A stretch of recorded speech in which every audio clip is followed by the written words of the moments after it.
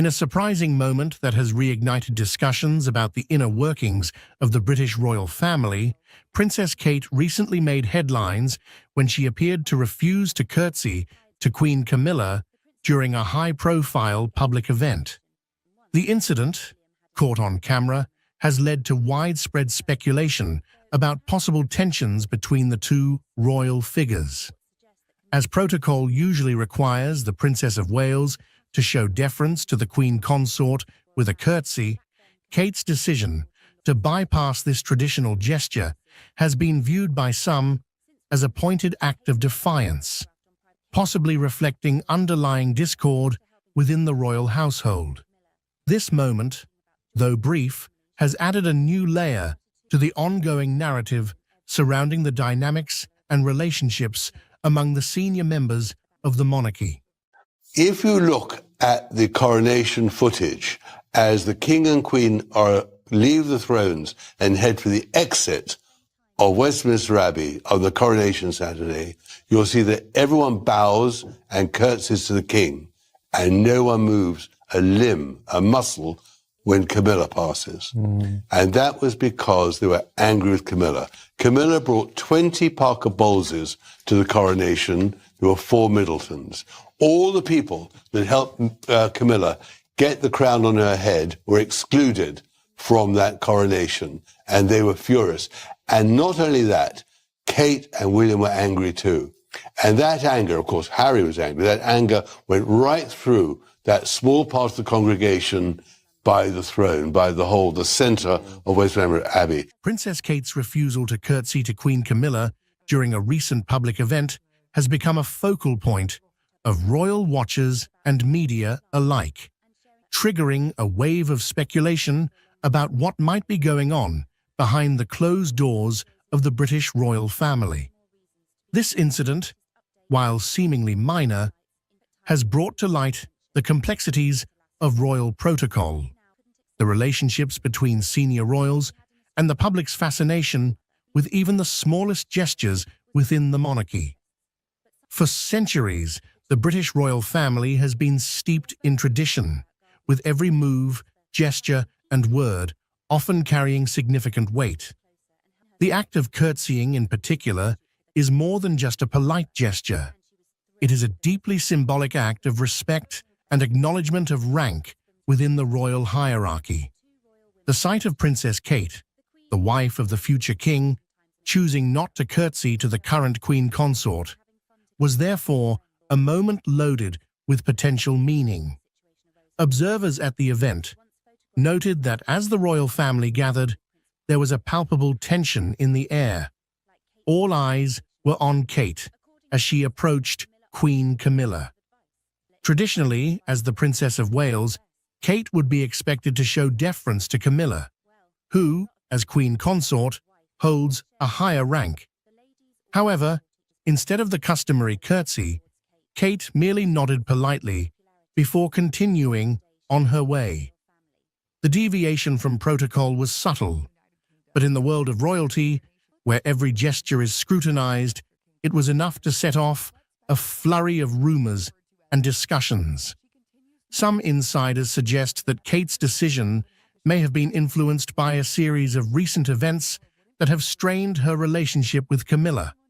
It's no secret that the royal family has faced numerous challenges over the years, from the death of Princess Diana to the ongoing struggles with public perception and the media. These challenges have, at times, created rifts between different members of the family, and it's possible that these tensions are now playing out in public view. One potential source of tension could be the differing approaches Kate and Camilla have taken toward their royal duties. Kate, known for her modern approach and emphasis on mental health and children's issues, has become a beloved figure in the UK and beyond. Her calm demeanor and dedication to her role have won her widespread praise, particularly among the younger generation of royal watchers. On the other hand, Camilla's journey to becoming queen consort has been fraught with challenges, including her long and controversial relationship with King Charles, which was initially met with public skepticism. Over time, Camilla has worked hard to carve out her own role within the monarchy, focusing on issues such as domestic violence and literacy.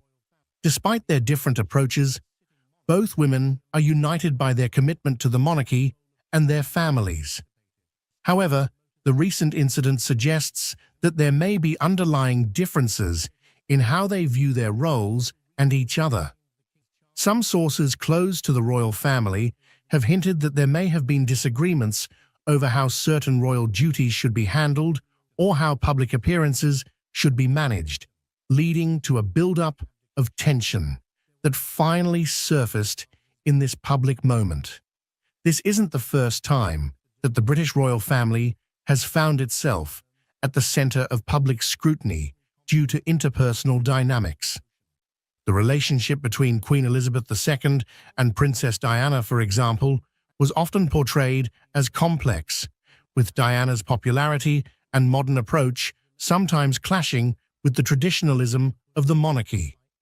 Similarly, the relationship between Prince Harry and Meghan Markle and the rest of the royal family has been a source of intense media interest and public debate, particularly after the couple's decision to step back from their royal duties and the subsequent revelations about their experiences within the family. In many ways, the monarchy's public image is shaped as much by these personal relationships as by official duties and public engagements.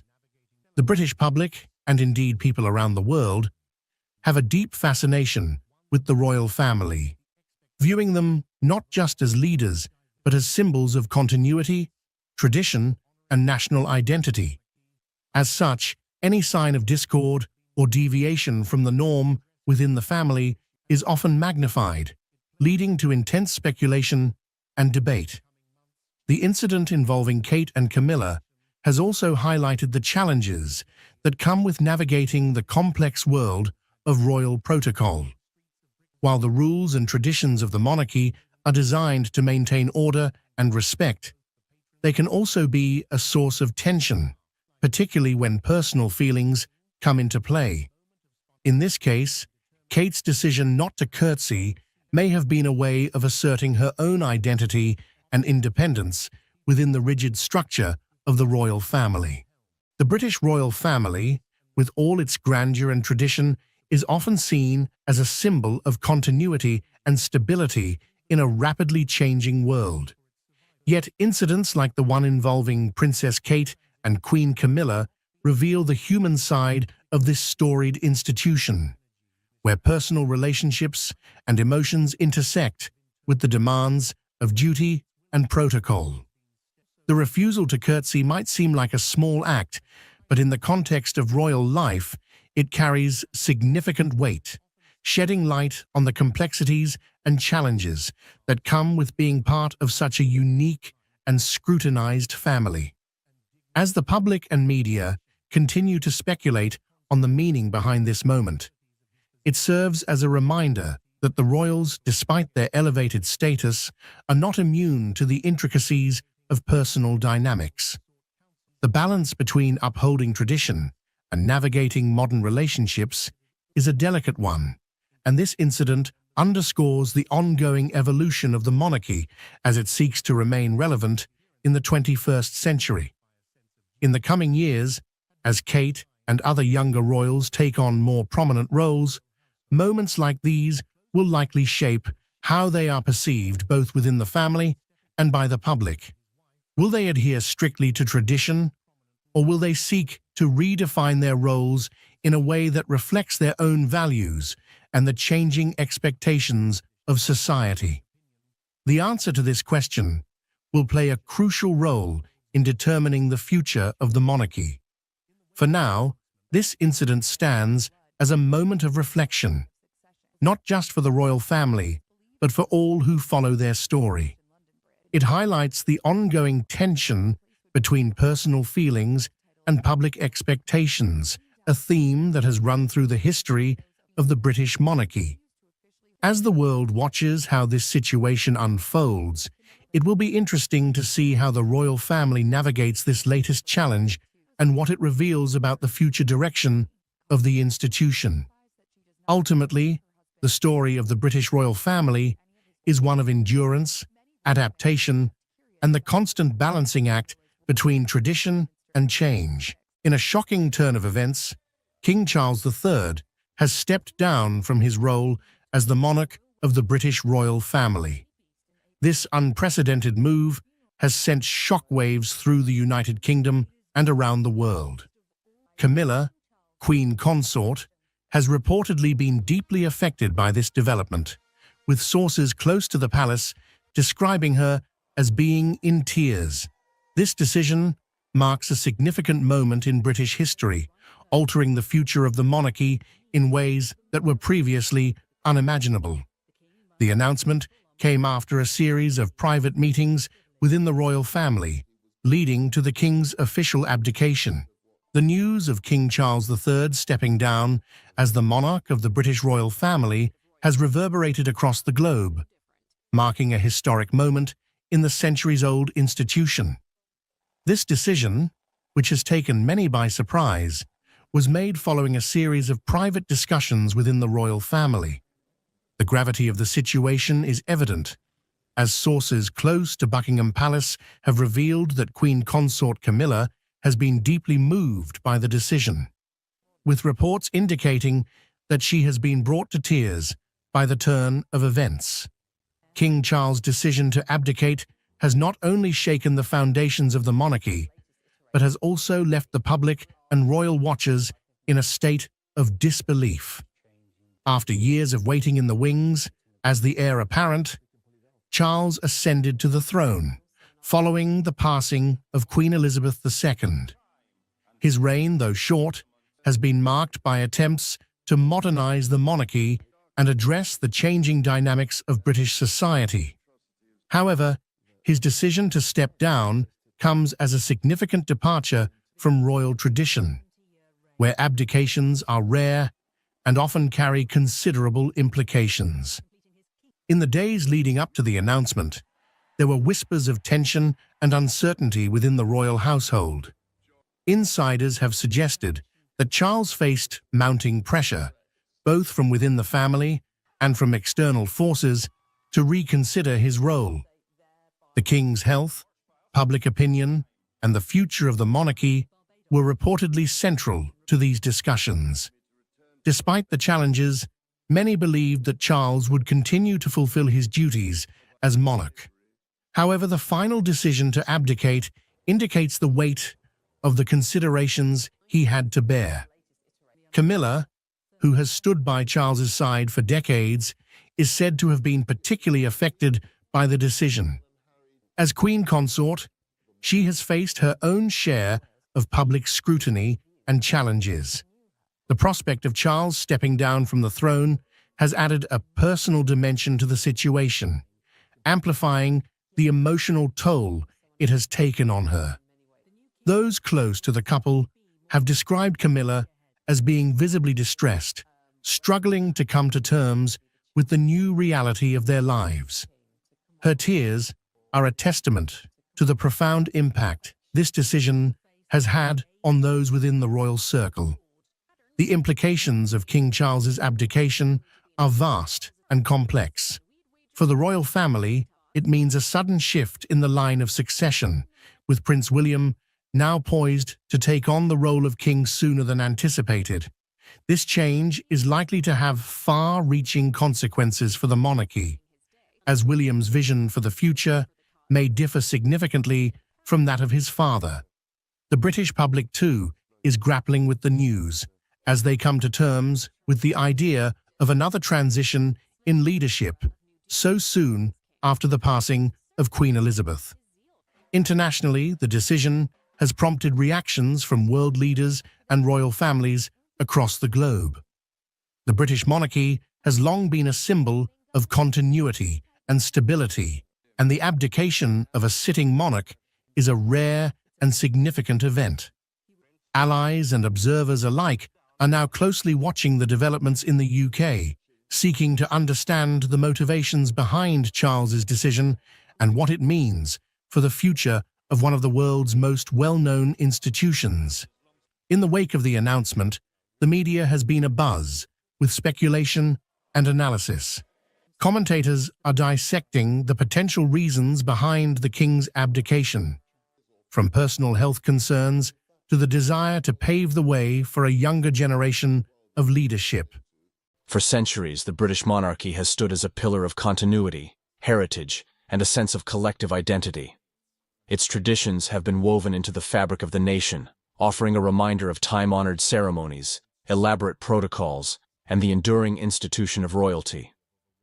Yet, every so often, an event arises that shakes the venerable pillars of this royal edifice, leaving both public observers and royal insiders in a state of collective astonishment. In one such extraordinary turn of events, King Charles has chosen to step away from his royal title. This decision, seemingly born of a convergence of private convictions and public pressures, has ignited heated debates and intense curiosity across the globe. How did King Charles arrive at this watershed moment? What dynamics led him to relinquish the station he once seemed destined to uphold? And what does the future hold for a monarchy that has been forced to confront the realities of modern life in a way it rarely has? The first reactions to King Charles's decision were, predictably, a cocktail of disbelief and fervor.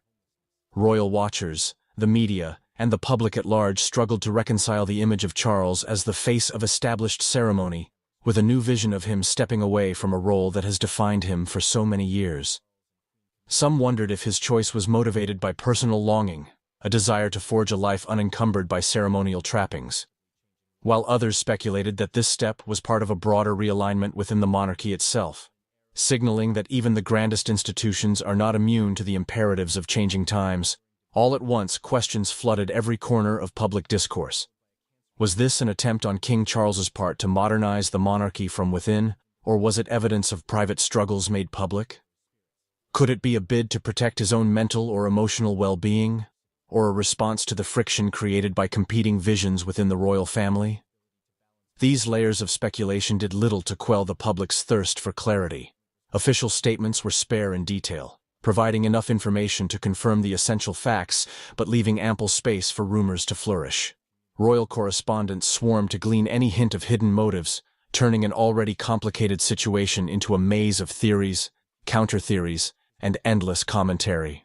For the British monarchy, an institution built on continuity and respect for established protocols, such widespread public questioning was unsettling, to say the least. Monarchs are typically paragons of steadiness, their decisions reflecting slow and deliberate changes rather than abrupt shifts. But King Charles's choice felt strikingly different. Indeed, the monarchy had seldom seen a development so abrupt since the era of the abdication crisis in the early 20th century. What lay behind this monumental decision? To answer that question, one has to consider the remarkable path King Charles traveled before this moment. Born into a life of inherited responsibilities, Charles spent much of his existence knowing he stood in the direct line of succession, bound to the future role of reigning over the country. From his earliest days, the weight of public expectation hovered, guiding his education, shaping his experiences, and dictating the trajectory of his personal life. Though he had passions, environmental causes, organic farming, charitable ventures, those pursuits were often cast in the light of his impending destiny as monarch. When he finally ascended to the throne, it felt like the culmination of everything his life had prepared him for. Yet, as with all human stories, the linear path from heir to sovereign was accompanied by complications. Critics sometimes labeled him overly traditional, while paradoxically, some contended he was too outspoken on modern topics such as architecture or climate change. The public's perception swung between viewing him as a figure well-equipped to guide a venerable institution into the contemporary era, or an out-of-touch royal uncertain of how to connect with an increasingly diverse and skeptical public. His personal relationships became fodder for endless tabloid speculation, adding an extra burden to the already colossal responsibilities that come with wearing a crown. Against this backdrop, King Charles's recent decision to relinquish his title seems less abrupt than it might appear on the surface. He had long walked a tightrope between honoring ancient customs and wrestling with the need to adapt the monarchy to modern values. Perhaps the tension of that balancing act eventually pushed him to make an extraordinary choice, to carve out a role not entirely dictated by protocol, but by personal conviction and an evolving sense of responsibility. For outsiders, the significance of losing the kingly title is immense. Traditionally, a monarch's position is sacrosanct, conferred at the coronation and regarded as a lifetime station. That Charles would choose to renounce or step aside from it, even in part, raised urgent questions about how the monarchy would recalibrate, how it could maintain its aura of continuity and stability once its central figure decided to leave that role behind. Public reaction to King Charles's move illuminated a growing divide in how people view royalty in the 21st century. Some segments of the public, particularly those with a deep attachment to ceremonial monarchy, viewed his decision as a betrayal of ancient customs. They argued that monarchy by nature is a lifetime commitment, an unspoken contract that links the sovereign to the people. Others, however, saw in Charles a figure of modern leadership courage, someone willing to admit that old forms must give way if the institution is to endure. To them, letting go of the burdens of kingship signaled adaptability rather than abandonment, suggesting that the monarchy might yet shift its focus away from pageantry and toward more tangible forms of service and connection with contemporary society. In many respects, the monarchy found itself at a crossroads, confronted by a stark existential question. Could an institution that has thrived for centuries on ceremonial continuity reshape itself substantially enough to remain relevant, especially when its reigning figure has stepped away from the formal symbols of kingship? The monarchy is historically resistant to dramatic change, preferring incremental evolution over radical transformation. However, King Charles's decision thrust it into uncharted territory. Royal advisors and family members scrambled to manage the fallout, balancing a desire to respect Charles's personal autonomy with the need to preserve the monarchy's unifying function. Everyone recognized that the significance of Charles's choice would reverberate far beyond palace walls. The emotional dimensions of Charles's action were no less compelling. For decades, he bore the title of Prince of Wales, then ascended to become king, a station that placed him at the summit of royal responsibility. The public often glimpsed the formalities, his participation in solemn ceremonies, his speeches addressing national causes, his presence at key events. Few, however, witnessed the personal toll of such constant scrutiny. The monarchy thrives on visibility. Every gesture, every word, every choice of attire can become a talking point. For a man of introspective bent, who once showed genuine fervor for quiet pursuits like reading philosophy or planting trees, the day-to-day demands of monarchy were draining on both emotional and intellectual levels. Stepping back might have been an attempt to reclaim a piece of his own identity, an identity that had remained subsumed by ceremony for much of his life.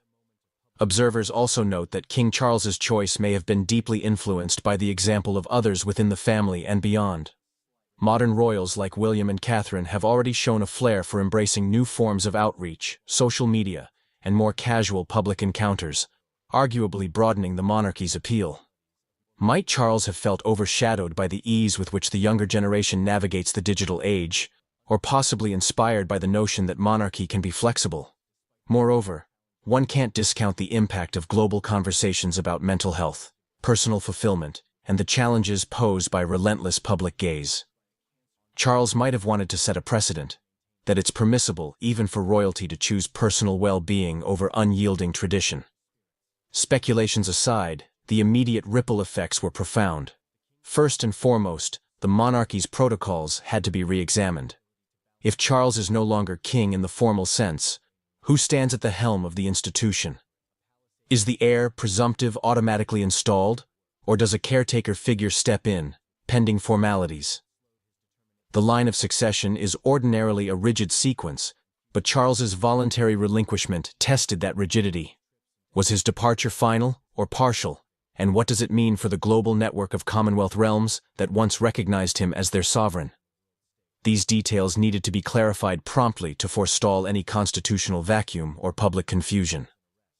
Then there was the challenge of reorganizing official duties. Ceremonial functions, such as the state opening of Parliament, trooping the color, and the distribution of honors, typically center on the reigning monarch. If King Charles was retreating from the front and relinquishing the symbolic scepter, who would assume these duties? Would the monarchy parcel out responsibilities among multiple senior members, or designate a single figure to represent the crown? Each possibility carried its own consequences for power dynamics within the family. Some family members might welcome the chance to have a more prominent role, while others might feel overwhelmed by the additional obligations. One cannot overlook the emotional and political ramifications for those nearest and dearest to Charles.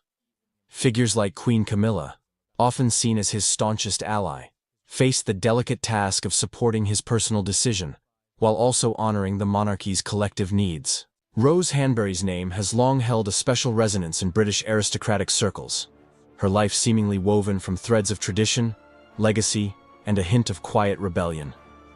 Born into a respected noble family, she grew up surrounded by elegant homes, genteel gatherings, and an ingrained sense of duty that shaped her formative years. Even as a child, she was known for her thoughtful demeanor and a reserved charm that set her apart in a social sphere where confidence and affability are prized qualities. From a young age, Rose was taught the customs of aristocratic life: when to curtsy, what topics to discuss at the table, how to project grace and warmth without seeming contrived. Yet, beneath those carefully polished manners, she harbored private dreams that extended beyond the gilded confines of Britain's upper crust. Rose was blindsided by the sudden surge in gossip. She had never angled for the spotlight. Indeed, she had spent most of her life avoiding it, preferring the safety of a measured, dignified presence that placed her neither at the center of attention nor so distant that she became a subject of exclusion. To find herself cast as a focal point of tabloid speculation was jarring. At first, she attempted to ignore the murmurs. She believed that by refusing to dignify unsubstantiated rumors with a response, she could starve the story of oxygen. Yet the media's appetite seemed insatiable. Headlines speculated on her every move. If she stood too close to Prince William at a function, it fueled new whispers. If she avoided certain events altogether, tabloids read that as evidence she was hiding from controversy. Friends and advisors advised her on how to handle the situation. Some encouraged her to give a definitive statement denying all wrongdoing, while others insisted that silence was golden in the face of baseless innuendo. Rose struggled with the choice. She valued her privacy deeply, but also felt a moral impetus to defend herself, not just for her own reputation, but for the sake of her family and the people who had always supported her. Each day that passed without a formal statement only seemed to fuel the rumor mill.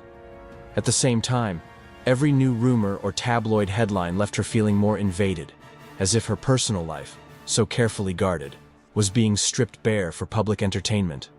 The stress took a toll on her well-being. She found it difficult to sleep, constantly anticipating the next wave of sensational headlines. Her daily routines, once simple and fulfilling, became tinged with apprehension. Even small outings, such as stepping out for tea or running an errand, could be photographed and then dissected. A life of quiet luxury and understated responsibilities mutated into a never-ending battle against a narrative she never signed up for. Adding to the pressure was the knowledge that her association with the royal family magnified every rumor, every small event, into an international news item. The monarchy, bound by centuries of precedent and the tradition of silent dignity, was unlikely to intervene publicly on her behalf, leaving her to navigate the minefield mostly on her own. Moreover, the rumors cast an unwelcome spotlight on her friendship with Kate, a bond that she had valued for its genuine warmth and mutual respect. Now, that friendship was pulled into the tabloid's swirl of speculation. Magazines fueled notions of rivalry, betrayal, or tension. In that environment, even an innocuous moment, like being seated at the same table during a charity fundraiser, could be twisted into an entire narrative about forced interactions or veiled hostility. Rose's relationship with Kate was suddenly tabloid fodder, dissected by outsiders who had never witnessed their genuine rapport behind closed doors. Meanwhile, Prince William faced his own share of public scrutiny, yet the monarchy's time-honored strategy of silence prevailed. Those who empathized with Rose acknowledged the impossibility of her position. How do you fight an amorphous cloud of rumors without unwittingly giving them more substance?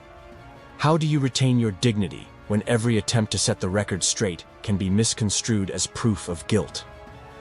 At times, Rose considered issuing a firm denial through official channels. Yet she also feared that stepping forward to battle the tabloids directly would entrench her even further in the public eye, a place she never wanted to be. She made a series of measured choices designed to minimize attention. Invitations to glamorous events went unanswered. She reduced her presence on social platforms, restricting any glimpses the world might have of her day-to-day life. With each retreat, the tabloids pounced, interpreting her withdrawal as evidence she was avoiding Kate or being exiled by the royals. In truth, her decision to step back was more about self-preservation than anything else. She sought refuge among her closest circles. Yet the scandal refused to burn itself out. The story had all the elements the public relished: a supposed love triangle, a glamorous aristocrat, the future king and queen, and an official silence that left imaginative spaces for rumors to flourish. In some corners of social media, she was vilified. In others, she was defended as a victim of tabloid cruelty. Her life's narrative had splintered into countless versions, each retold by people who had never met her. Behind closed doors, she grappled with anxiety and a deep sense of frustration at how swiftly an unsubstantiated rumor could overshadow her years of dignified discretion. Eventually, the emotional strain reached such an intensity that she realized something had to change. She could not continue living as the unwitting protagonist in a public drama that showed no sign of ending.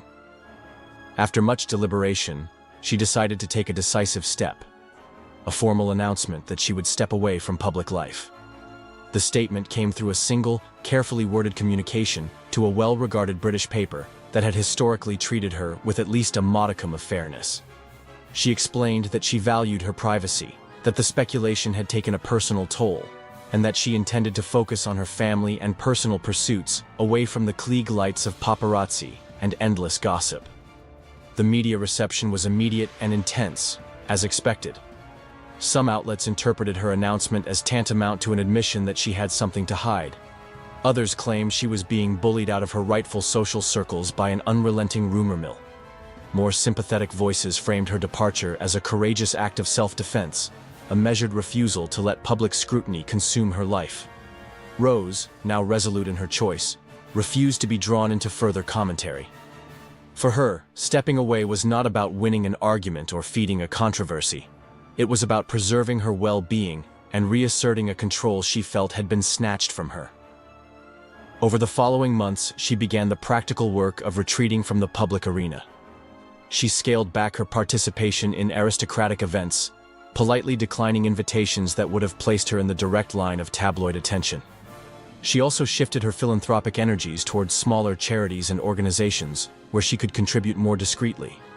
Instead of hosting lavish fundraisers or making high-profile appearances, she worked quietly in the background, offering her time and financial support without any fanfare. Her circle of close friends grew tighter, focused on those who had demonstrated unwavering loyalty and respect for her privacy. There were whispers, of course, that this departure could be temporary, that in time she might re-emerge. But Rose herself felt a profound relief in stepping off that public stage. Where once her days had been governed by social calendars and insidious rumors, she now woke to simpler rhythms: a morning walk, an afternoon spent reading or practicing photography, evenings dedicated to meaningful conversation with family and longtime confidants. Freed from the need to second-guess how each move might be perceived, she discovered a sense of peace that had long eluded her. Naturally, the tabloids were slow to let go. They spun stories about her reclusion, suggesting it was forced upon her by royal decree, or that she was harboring bitterness over alleged slights.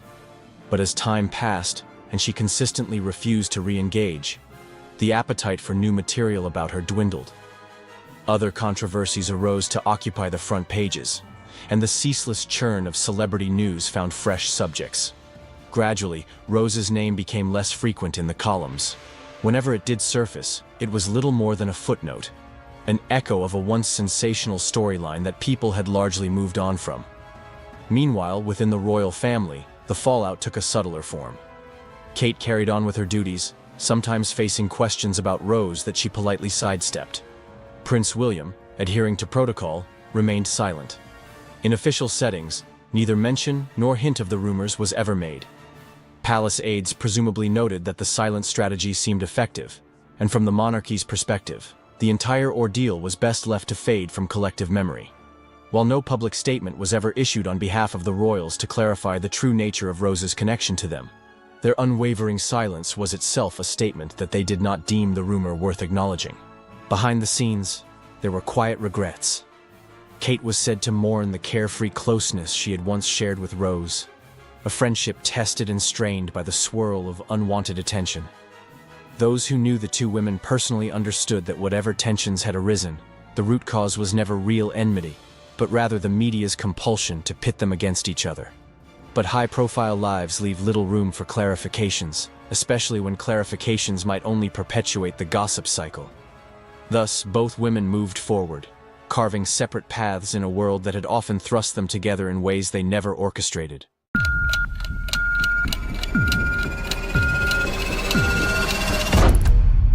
Princess Anne. She has opened up the room and opened up her schedule to do something she rarely does. Just minutes ago, Princess Anne stunned the world with a heartfelt and emotional farewell to Buckingham Palace. Her words left millions of royal watchers in shock as they realized that the royal family is not as invincible as they once thought. In a candid moment that broke royal protocol, Anne opened up about the impact the palace had on her life and how it shaped her journey. But what made this farewell so unexpected? Princess Anne, known for her stoic demeanor, revealed a side of herself that many thought didn't exist. It wasn't just a goodbye. It was a deep reflection on everything Buckingham Palace symbolized for her. Was this a final emotional release or a strategic move? Her words will change how you see the royal family forever. In her emotional goodbye, Princess Anne didn't just speak about her time at Buckingham Palace, but she revealed the silent, unseen struggles she faced while living under its roof. This wasn't the royal image everyone has come to know, perfect, polished, and untouched by pain. Anne's honesty about the weight of royal expectations, the pressure, and even her desire for personal freedom shocked the public. Was this the real Anne? Or was she just tired of the expectations placed on her by the monarchy? She opened up about how, for years, the palace felt less like a home and more like a gilded cage. Her words suggested that perhaps it was time to move on. Not just from the palace, but from the heavy burden of royal duty itself. As Anne spoke, there was a clear message for anyone listening. The royal family, despite its image of unity, is far from flawless. The emotions were raw, the reflections deep, and the words revealing. Princess Anne's farewell was not just about Buckingham Palace, it was about her own evolution as a member of the royal family. Her life, dictated by duty, was coming to a crossroads. Could this moment mark the beginning of a shift in how royals engage with the public and their duties? For the first time, Princess Anne was openly questioning the very system she's lived under for decades. What followed in her emotional speech left everyone questioning her future role within the royal family. Princess Anne didn't just say goodbye. She hinted at stepping back from the limelight. Was this a soft rebellion against the monarchy? Could the monarchy itself be headed for a major change, with Princess Anne leading the charge for a new era? Anne's words were not just a reflection, they were a potential warning to the royal family. Could this moment signal the beginning of the end for Buckingham Palace's hold over its most famous family? As the royal world processes this monumental announcement, one thing is clear. Princess Anne's emotional farewell has shaken the monarchy to its core. What do you think this means for the future of the royal family? Could this mark the beginning of a much-needed change, or is it simply the reflection of a tired royal under too much pressure? Stay tuned, because there's much more to come in this unfolding story.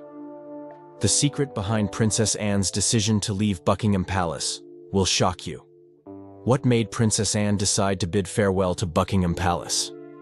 It wasn't just a desire for privacy or a simpler life. No, her decision goes much deeper. In her emotional farewell, Anne revealed an unexpected truth about her royal journey. For years, the public only saw a polished, strong princess, but behind the scenes, Anne's life was much more complicated. While the palace represents tradition, power, and duty, it also became a place of personal struggle. Her words about feeling trapped in the royal system resonated with many who believed she thrived in her role. But what made Anne truly decide to step away? For Anne, the constant spotlight and the pressure of royal duties became more than just a burden. It became a wall. She spoke candidly about her frustrations with the constraints of palace life. Unlike other royals who seemed to enjoy the luxury and glamour of their positions, Anne found herself seeking more than what Buckingham Palace could offer. But it wasn't just a case of wanting privacy or peace. Princess Anne was searching for something deeper. Her farewell was not just about leaving a building. It was about leaving behind an institution that, for decades, had dictated her life. The question remains, what does this mean for the future of the monarchy? Anne's personal reflections revealed a level of dissatisfaction that few expected. While many view her as the quintessential royal, always composed and duty-bound, Anne confessed that her journey through the royal family was far from ideal. She talked about the weight of tradition, and how, over time, it stifled her growth. It was as though she was constantly suffocated by the expectations of her title. Princess Anne's decision to leave Buckingham Palace wasn't just a personal choice. It was a bold statement against the very fabric of royal life. Is this a message to other royals who feel similarly constrained? Anne's exit might be the beginning of a royal awakening that could change everything. The media reaction has been explosive, with some seeing Anne's departure as a rebellion, while others speculate about her deeper motivations. Was Anne trying to reclaim her personal identity? Or was she sending a message about the pressures faced by all royals? Whatever the reason, Princess Anne's words have opened a Pandora's box of royal truths that the public wasn't ready for.